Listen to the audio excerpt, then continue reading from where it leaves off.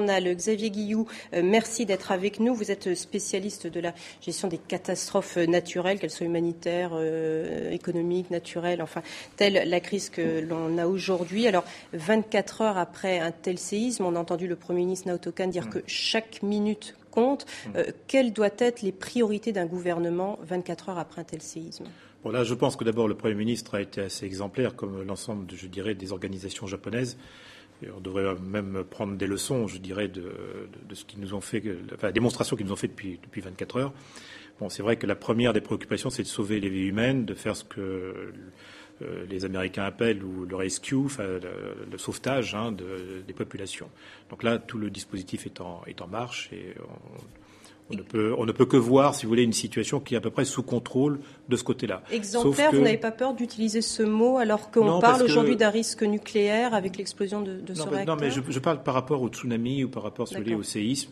Les Japonais la première phase. Les Japonais sont exemplaires par rapport à la situation. Il n'y a aucun pays aujourd'hui qui est capable de faire ce qu'ils ont été capables de mettre en œuvre depuis à peu près 24 heures. Sauf qu'on change à peu près toutes les 8 heures aujourd'hui de seuil, on change de seuil. Et là, on n'est pas face à un problème de tsunami ou de séisme, même s'il y a des répliques.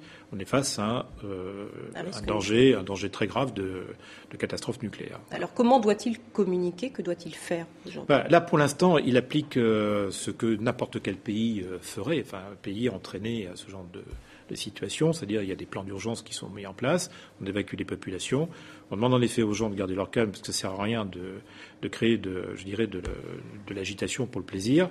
Et puis je pense que par derrière, si vous voulez, il y a des mesures conservatoires qui commencent à être mises en place, qui sont des mesures de sécurité nationale et qui vont largement au-delà, si vous voulez, simplement les problèmes de santé vis-à-vis des populations. Alors, tout dans un premier temps, la zone a été évacuée dans un rayon de 10 km. 20 km.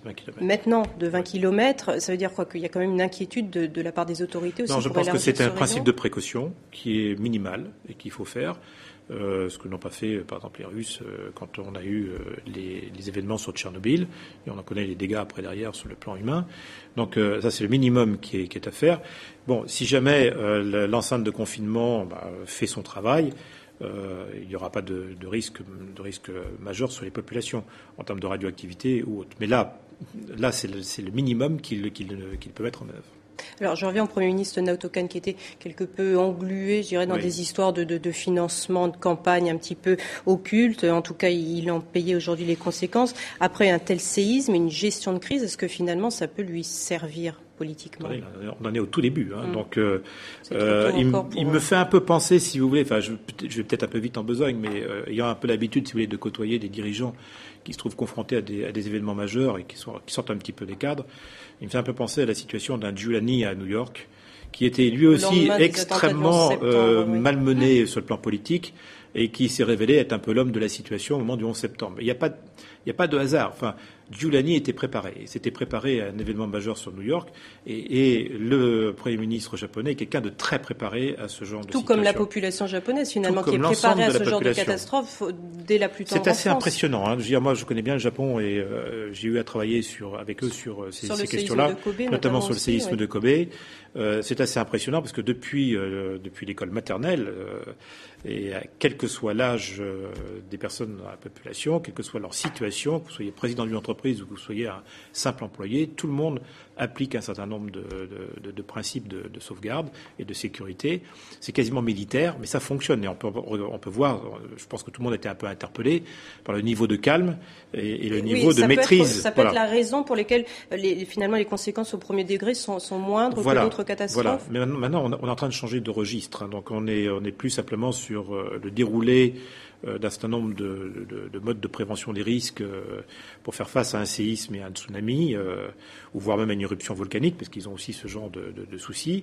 Là, on est en train de changer de registre, parce que si jamais, pour une raison ou pour une autre, on a un vrai risque nucléaire qui est avéré, nous sommes à 200 km de Tokyo. Tokyo est une des grandes capitales qui contribue à faire tourner, je dirais, notre planète économique, financière et monétaire.